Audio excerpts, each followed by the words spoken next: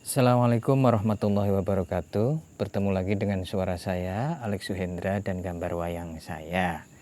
Eh, Terima kasih banyak yang sudah menyimak ya dari episode-episode awal menemani saya ya. Dan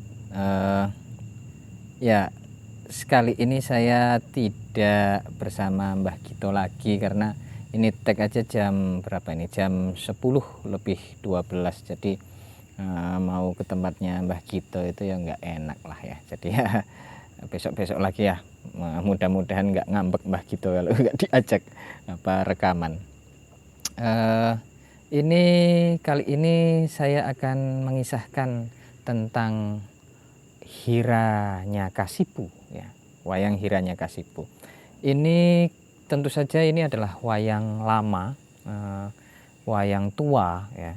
Dalam artian mungkin beberapa teman-teman yang baru mengenal wayang tidak familiar dengan tokoh ini ya. Ini wayang jadul ya, wayang zaman Ramayana atasnya lagi ya. Jadi Hiranya Kasipu adalah leluhur dari Rahwana. Jadi dia adalah salah satu pendiri di kerajaan di Alengka sana. Leluhurnya ya, dedengkotnya. Ya mohon maaf kalau misalnya wayang yang muncul adalah wayang ini karena ada hubungannya dengan kisah yang sebelum-sebelumnya ya. Di kisah Rama gitu ada Laksmana, Sinta, dan tentang Alengka gitu. Nah, wayang yang sedang saya gambar ini adalah wayang kreasi saya sendiri ya, tentu saja karena saya sempat nanya ke beberapa sahabat di Cirebon itu juga wayang baku Hiranya Kasipu itu tidak ada. Kalau toh ada itu akan memakai raksasa ya, meminjam dari wayang yang sudah ada gitu. Jadi wayang raksasa yang bisa dipinjam untuk dijadikan karakternya, tokohnya adalah Hiranya Kasipu. Jadi tidak ada wayang bakunya sebenarnya.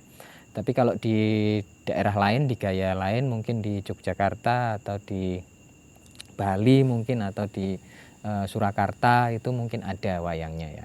Saya juga sempat nanya ke saya punya sahabat pena ya, sahabat pena dari Instagramnya Wayang Kedu. Ya ini saya senggol Wayang Kedu di sini ya, karena memang berkali-kali Wayang Kedu itu menolong saya untuk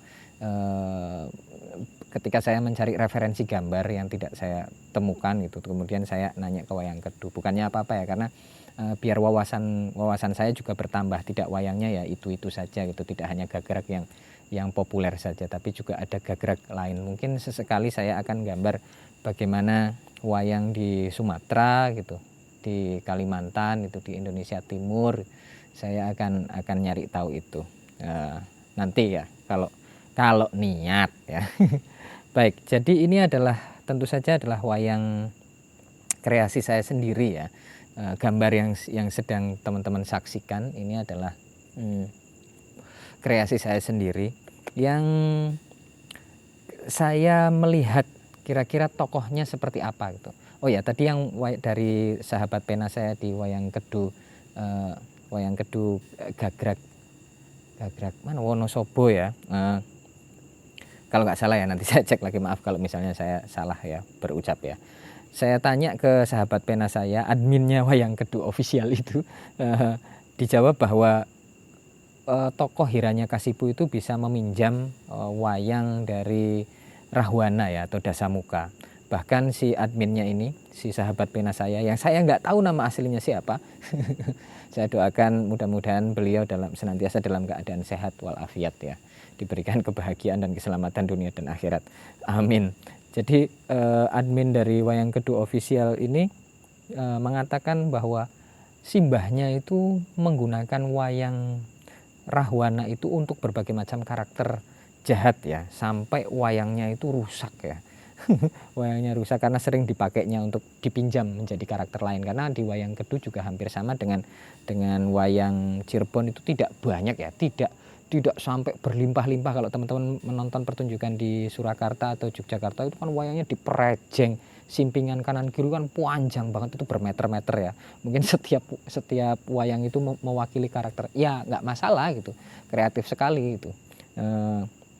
Nah, jadi karena dua referensi yang saya dapatkan dari Cirebon dan dari Wayang Kedu itu, maka saya berinisiatif, ya sudah, seperti biasanya ketika karakter itu tidak ada, maka saya menggunakan inspirasi saya berdasarkan cerita, kira-kira tokohnya seperti apa. Karena dia raksasa, maka bentuknya seperti ini. Dan ini kalau saya sih bau-baunya ya yang saya gambar ini, karena saya orang Cirebon, ini bau-baunya itu ada wayang Cirebonnya ya. Ya walaupun misalnya ada yang ahli di wayang Cirebon akan protes juga, nggak gitu, wayang Cirebon itu nggak kayak gitu. Masalah ini ngawur gambar, ya nggak apa-apa. Saya mencoba untuk belajar lagi untuk gambar ya. Saya nggak ahli-ahli banget, saya bukan profesor. Nah, baik,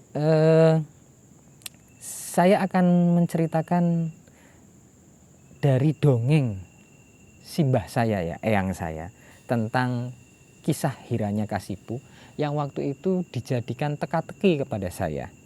Jadi, tapi kemudian di sini saya kembangkan sedikit-sedikit ya. Jadi waktu itu eyang saya bercerita begini, simbah saya kakung ya, yang dari ibu itu bercerita begini. Pada zaman dahulu kala itu ada dua raksasa yang bernama kakak adik, namanya Hiranyakasipu dan punya adik namanya Hiranyaksa. Hiranyaksa ini bercita-cita ingin menenggelamkan bumi atau dunia inilah ya dalam kegelapan. Dia merusak berbagai macam fasilitas umum, merusak hutan dan seterusnya. Hutan dibakar hingga kemudian dewa-dewa merasa kasihan ya, merasa makhluk di bumi ini berdoa agar turun bantuan dan seterusnya. Akhirnya salah satu dewa yaitu Wisnu turun ke bumi dalam wujud sesuatu yang akan membunuh Hiranyaksa. Hiranyaksa adalah seperti yang saya bilang tadi, adalah adik dari Hiranyakasipu.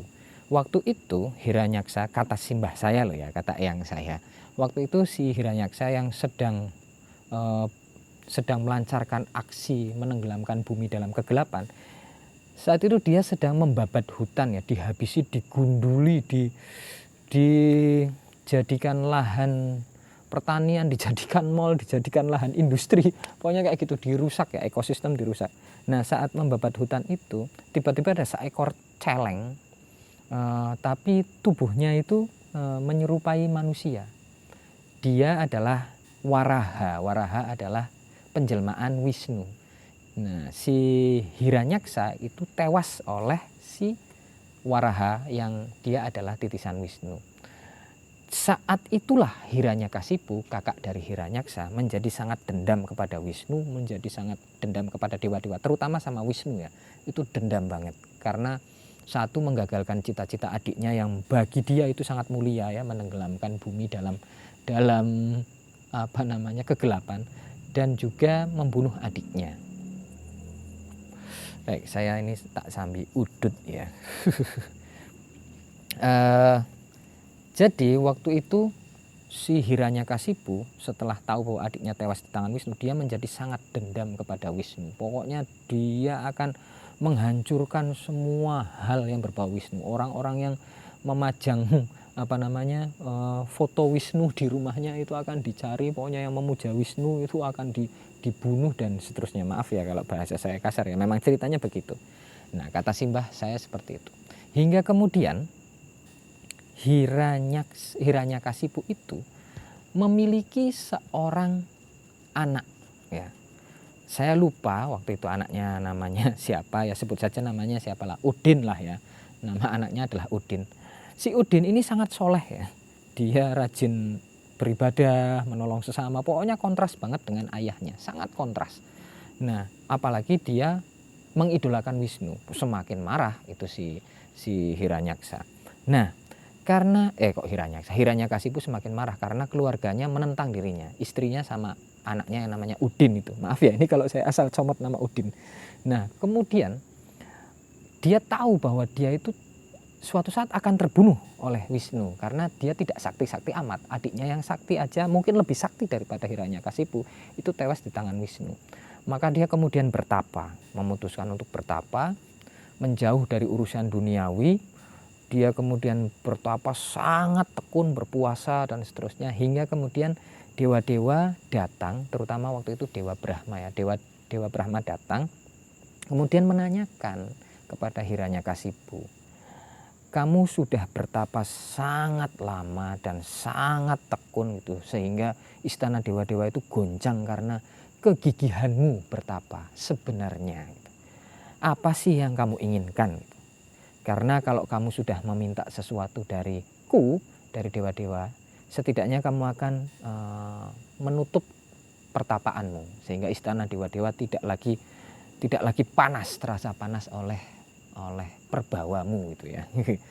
Nah, waktu itu langsung itu ya, si Hiranyakasipu dengan yakin, sangat yakin, karena memang itu tujuannya sejak dia memulai pertapaan. Dia bilang, benarkah bahwa Anda akan mengabulkan permintaan saya? Oh, tentu saja. Apa permintaanmu?